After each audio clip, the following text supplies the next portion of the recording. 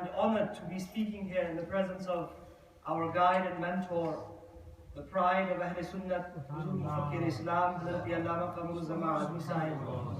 May Allah subhanahu wa ta'ala give them good health. May Allah keep their shadow long upon the Ahl Sunnah wa Jama'at. With their permission, I say a few words, and then I, to be honest, want to listen to them. We have attended in this gathering to speak about and learn about two towering figures. Two towering figures of not just the Ahl Sunnah wa Jama'at, but Islamic civilization in this century and the past century.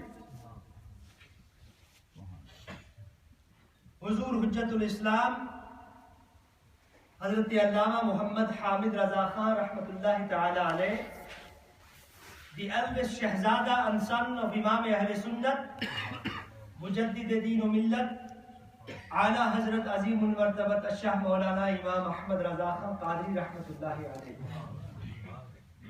And also to learn a bit about the great personality and figure in the Indian subcontinent of that great Ashiq, that great Alim, that great educationist, that great principal, that great teacher, Jalalatul Ilm, Hafizul Millat wa Deen, Hazrat Allama Abdul Aziz, Muradabadi, Rahmatullahi Ta'ala alayhi.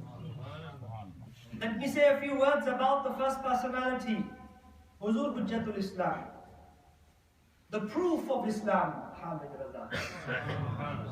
May Allah's mercy be upon him. Let's start with his end. Let's start with his. At the age of 70, Hazrat Allama Hamid Raza Khan is praying namaz. 10:45 he is praying nawafil in the morning. And he is sitting in tashahhud and his time is up. The angel takes the soul of Huzur Hujjatul Islam whilst in the state of prayer.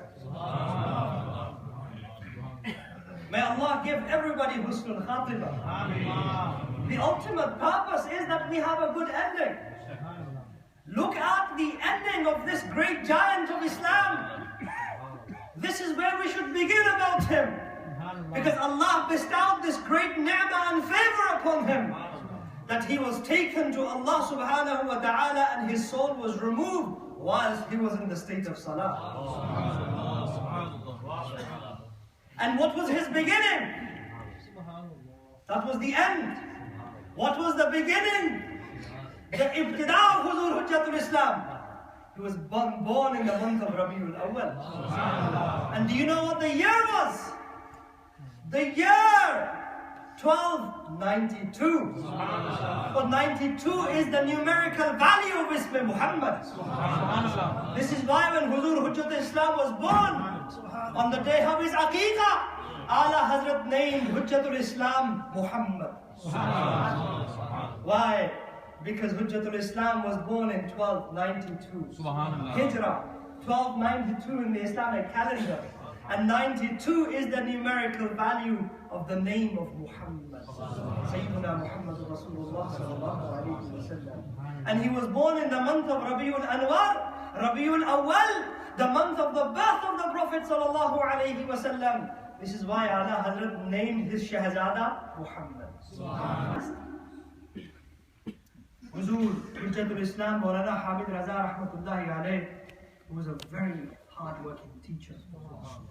He taught at the Madrasa Manzar-e-Islam in Bareilly Sharif, in which many ulama graduated during his time, who was particularly very, very strong in all the sciences, but his interest areas were hadith and tafsir and the Arabic language.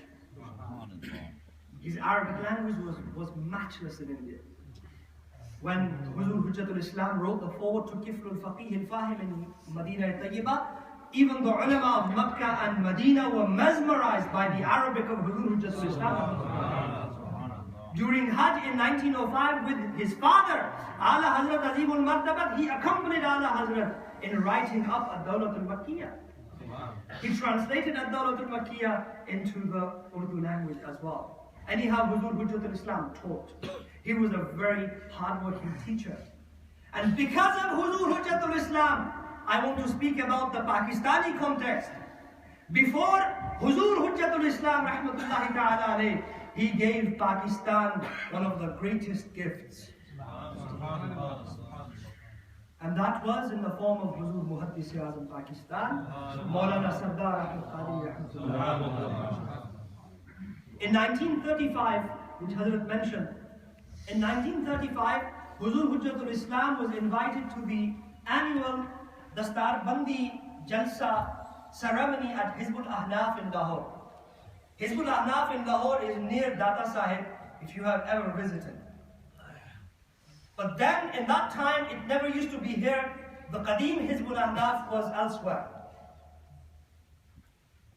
Huzur Hujjatul Islam, rahmatullahi ta'ala alayh, went to Lahore from Bareilly. Several hours of travel. And for a number of days, Huzur Hujjatul Islam would speak, deliver talks, give his sermons. Moulana Sardar Ahmad Qadiri was a very young man. He used to go to college in those days. And he wanted to become an accountant. He was good at maths. Hazrat Moulana Sardar Ahmad Qadiri, when he heard about Huzur Hujjatul Islam, he began to attend the gatherings and the lectures of Huzur Hujjatul Islam. People would leave and he would leave with them without saying a word. One day Huzur Hujjatul Islam called him. He said, young boy, why is it that you come to our gatherings, our meetings, you say nothing, you utter not a word, and you leave without saying anything? He said, Huzur, I have just one request. I am doing an FA, I'm studying FA level at the moment, and I want to become an accountant. But since I have seen you, I would like to study the deen of Rasulullah. Huzur, I have one request. Take me to Bareilly with you. In that very journey in which Huzur Hujjatul Islam challenged Ashraf Ali Thanwi, in that very same journey, Moulana Sardar Ahmad Qadiri, this young man, he accompanied Huzur Hujjatul Islam back to Bareilly Sharif. And Huzur Hujjatul Islam loved him so much, taught him, gave him everything that he had. And just before he passed, he said, "O people, let me announce that Moulana Sardar Ahmad shall lead my janazah." And nobody in the family should object. Huzur Hujjatul Islam said this when his own brother, Mufti Azam Hind Shah Mustafa, was alive. He said, my janazah, he made wasiyat. He said, my janazah should be led by Moulana Sardar Ahmad Shah. Why? He was an embodiment of taqwa, khawf-e ilahi. He was a man of taqwa, a man of piety, a man who embodied the sunnah of the Prophet sallallahu alaihi wasallam. When Moulana Sardar, during Huzur Hujjatul Islam's life, for 5 years he taught. Under the patronship of Huzur Hujjatul Islam, Moulana Sardar Ahmad Qadiri taught at Manzar Islam for 5 years. Then he taught at Mazhar Islam for 11 years under Huzur Mufti Azam Hind Shah Mustafa Raza Khan, and he was a colleague. Moulana Sardar Ahmad Qadiri, Muhaddis-e-Azam Pakistan, one of the greatest gifts that Huzur Hujjatul Islam gave to the people of the Indian subcontinent. He was a colleague of Hafiz al-Millat and Hazrat Abdul Aziz Muradabadi. They used to write letters to each other. I've read some of their letters, a lot to talk about, but I read some of their letters. They were like brothers. In fact, both of them were very similar. One was a muhaddis in Muradabad, and the other was a muhaddis in Faisalabad. One was a muhaddis spreading the noor of Islam and the teachings of the Ahl Sunnah wa Jama'at, who embodied the Sunnah and Ishq of the Prophet sallallahu alaihi wasallam in Muradabad, in Mubarakpur, and the other one was in Faisalabad, Huzur Muhaddis-e-Azam Pakistan. Why is Huzur Muhaddis-e-Azam Pakistan, the student of Huzur Hujjatul Islam, an important figure? Because of Huzur Muhaddis-e-Azam Pakistan, the madaris of Ahl Sunnah began to flourish. Because of Huzur Muhaddis-e-Azam Pakistan, we had the Jamia Nizamiya. Because of Huzur Muhaddis-e-Azam Pakistan, Jamia Rizviya was established. Because Huzur Muhaddis-e-Azam Pakistan, over 200 teachers were produced in Pakistan. Pakistan. Because of Huzur Muhaddis Azam Pakistan, many scholars graduated in the hadith sciences every year at Raza. And this is just one student of Huzur Hujjatul Islam. Imagine the other students of this great personality. The other great figure that he gave to the people of Pakistan was Shaykh al-Quran, Hazrat Abdul Abdul Hazarvi was also a student of Huzur Hujjatul Islam, Moulana Hamid Raza. Name me any major scholar of Pakistan, inshallah, any Sunni alim from Pakistan, and I will show you his link, how he goes back to Huzur Hujjatul Islam. Why? Because Huzur Hujjatul Islam gave Pakistan these two great personalities, Shaykh al-Quran, Abdul Hazarvi, and Huzur Hujjatul Islam, Moulana. Huzur Hujjatul Islam gave Hazrat Muhaddis Azam Pakistan, Moulana Sardara. And finally, about Huzur Hujjatul Islam, in 1925, 10 years before this, in 1925, Sadr al-Fazil Sayyid Muhammad Naimuddin Muradabadi, Shaykh al-Mashayikh Hazrat Ali Hussain Ashrafi Kachochki Rahmatullahi Ta'ala alayh, Amir Millat Pir Sayyid Jamaat Ali Shah Sahib Rahmatullahi Ta'ala alayh, the great personalities of the Ahlus Sunnah wal Jama'ah that voiced the opinion of the majority of the Muslims in India at that time. They represented of the population of 10 million Ahl Sunnah wal Jama'at. How many? 10 million Ahl Sunnah wal Jama'at. At that point, as I've read in the books, my numbers could be wrong, but 10 million that I have read, they represented and voiced the voice of the Muslims, the Ahl Sunnah wal Jama'at at that point. They established the first All India Sunni Conference. This was the first ever collaborative effort made by the Sunni ulama for the uprising of the Muslims at the political level, at the social level, at the religious level.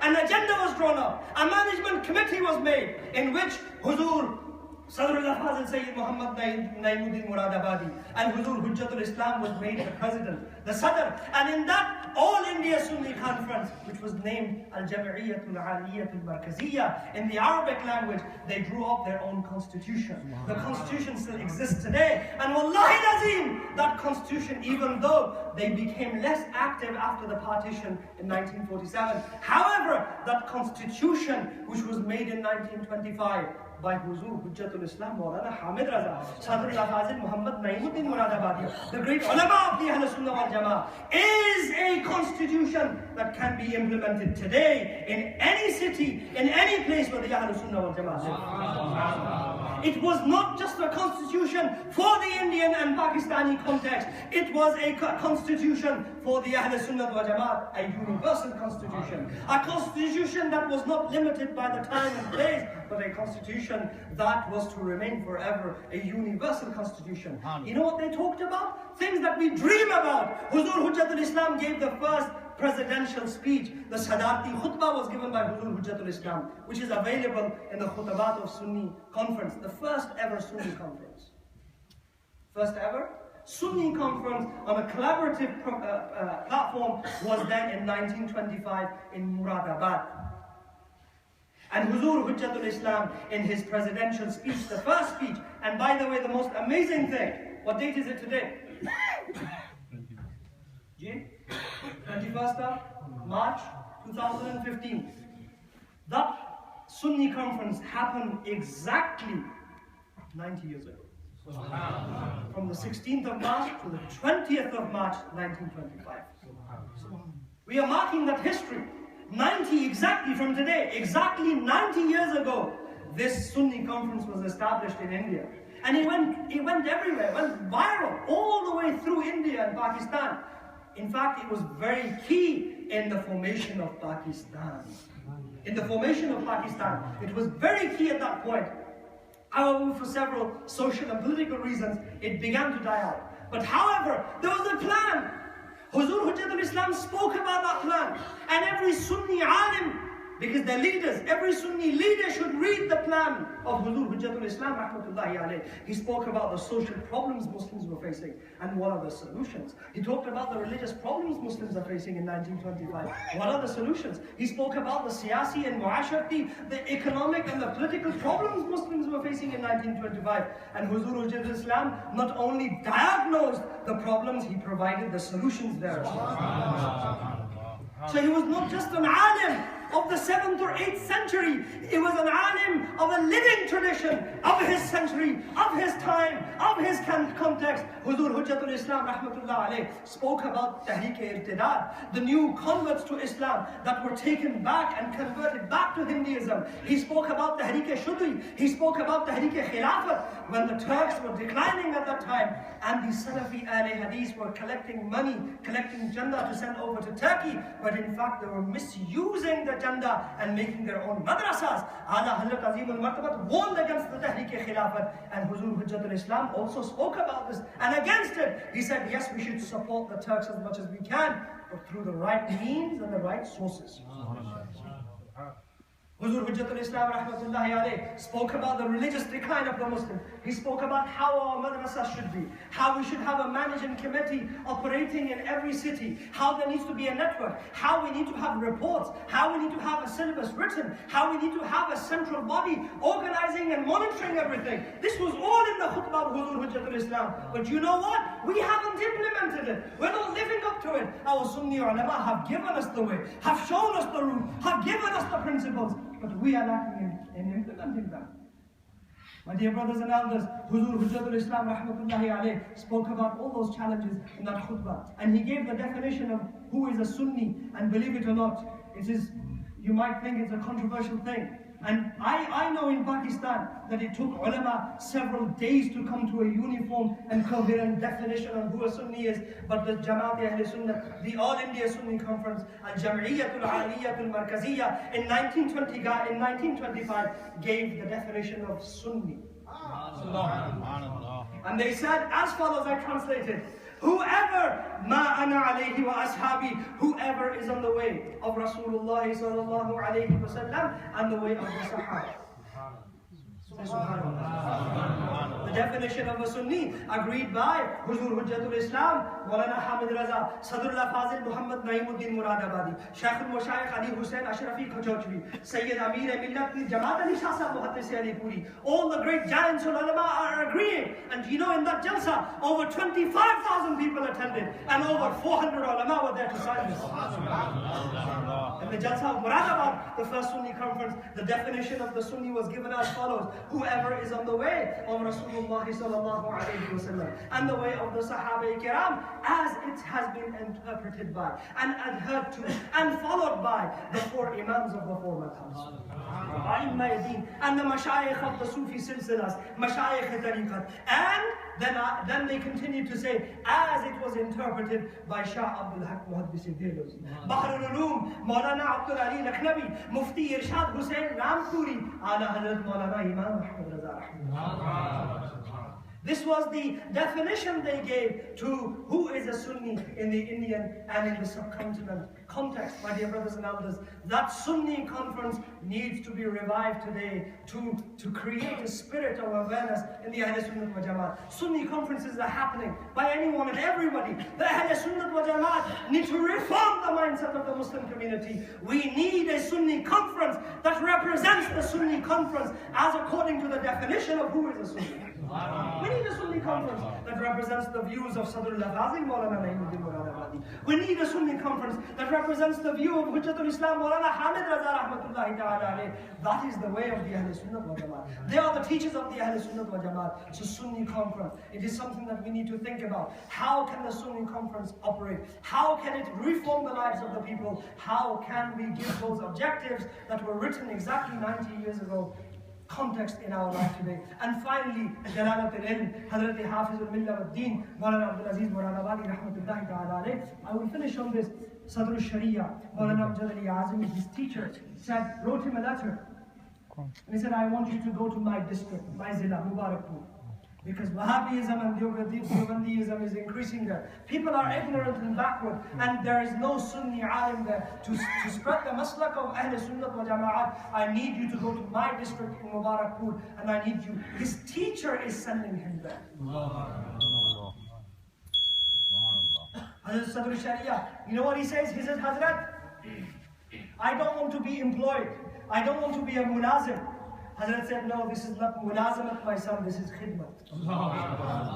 I read that lecture of Sadr Sharia and the reply by Hazrat Moulana Abdul Muradabadi. He said, this is not mulazamat. Don't think this is employment. This is khidmat of the deen of Rasulullah. You are needed in Mubarakpur. Go there and spread the deen of Islam. In just 4 months, Hazrat Muradabadi revolutionized the city. Every day he would give talks on the way of the Ahl Sunnah wal Jama'at. And Alhamdulillah, the homes, the spirit of the Ahl Sunnah was reawakened in the homes and hearts of the people. In just 4 months, a madrasa was established. Darul Uloom was established. Hazrat Muradabadi, every day, he tirelessly taught 13 subjects. I was amazed. The smallest book he would teach is Shara Jami. The smallest book he taught was Shara Jami, Musallam al-Subud, Mullah Jalal, Umur Ama, Sadra, Shamse Bazega. And I think, how can one alim teach all these great books in one day? Hazrat Muhaddis Muradabadi rahmatullah alayh had the du'as of his teacher there. He did not go himself there, his teacher placed him there. And it was the blessings and the du'as of his teacher, the great personality we have come to remember today. We need to remember who our forefathers are. We need to remember who our affiliations are with, who are the muhsineen, the great favors upon the Ahl Sunnah wal Jama'at in our context that affected us, and they are the reason as to why we are sitting in this masjid today. Huzur Hafiz al-Millat and Moulana Abdul Aziz Muradabadi, under him graduated 5,000 ulama. I read this in their biography. 5,000 ulama graduated. And one alim, looking at one alim is as if you are looking at the Nabi of Allah subhanahu wa ta'ala. The thawab of one alim, Huzur Muhaddis Muradabadi, under him 5,000 ulama studied. Who like Raisul Qalam Allama Arshadul Qadiri? Say subhanallah. A man who was a mission in himself, a man who was a tahriq in himself, a man who was a global personality, a man who was a man of vision, who was a visionary in himself. Hazrat Allama Abdul Rauf Qadiyawi, Shari Bukhari, Mufti Shariful Hakam Jadu, Bahrul Uloom, Moulana Mufti Abdul. These great personalities. And of course our Huzur Mufakkir Islam, Hazrat Allama Qamrul Zama Azmi also studied with them. And this one giant personality, Hazrat Allama Abdul Aziz, 5,000 students studied under him. And his mission today, Allama Arshadul Qadiri, I read their comment, rahmatullah alayh. They said, whichever corner of India you stand in, you can see Mubarak. I love this comment. Allama Arshadul Qadiri, rahmatullah alayh, Raisul Kalam ki का एक जुमला मैंने पढ़ा कि आप हिंदुस्तान के किसी कोने में खड़े हो जाइए, आपको मुबारकपुर नजर आएगा. कितना प्यारा जुमला. You will see Mubarakpur wherever you stand. और मैं इसमें थोड़ी सी तब्दील करना चाहता हूँ कि आप दुनिया के किसी कोने में खड़े हो जाइए, मुबारकपुर नजर आएगा. I don't just say this out of just eulogy and out of just praise. Wallahi, it is the truth. The seeds that they sowed, then we are eating the fruits of those seeds today. Al-Jamiatul Ashrafiyya today is a thriving madrasa of the Ahl Sunnah wal Jama'at. Don't think madrasa your evening madrasa. It is a jamia, it is a university of the Ahl Sunnah wal Jama'at, and it is the Azhar of the India. Hundreds of ulama are being produced there. Hundreds of ulama graduating from there. Hundreds of ulama. They have a fiqh council. We have many fiqh councils, Sunni councils that are deliberating. They're think tanks. And they are the students of Hazrat Allama Abdul Aziz Muradabadi. So this great personality done great work of the deen, and we are reaping the fruits of this. My dear brothers and elders, we should have more gatherings like this. And how many Urs Hamidis have we had in the UK? Yeah? Moulana? Why? How many Urs of Huzur have happened this year? How many Urs of Huzur in Pakistan have happened? And then we're saying our youth doesn't know about the ulama, what is Barelvi, what is Sunni. You see, we need more gatherings like this. And you are a beacon. Your masjid is a beacon. Jamaat Razai Mustafa is a beacon of light. Alhamdulillah, you are showing the way at the times of darkness. You are showing many people the way. May Allah put barakat and blessings in your work and accept your endeavors.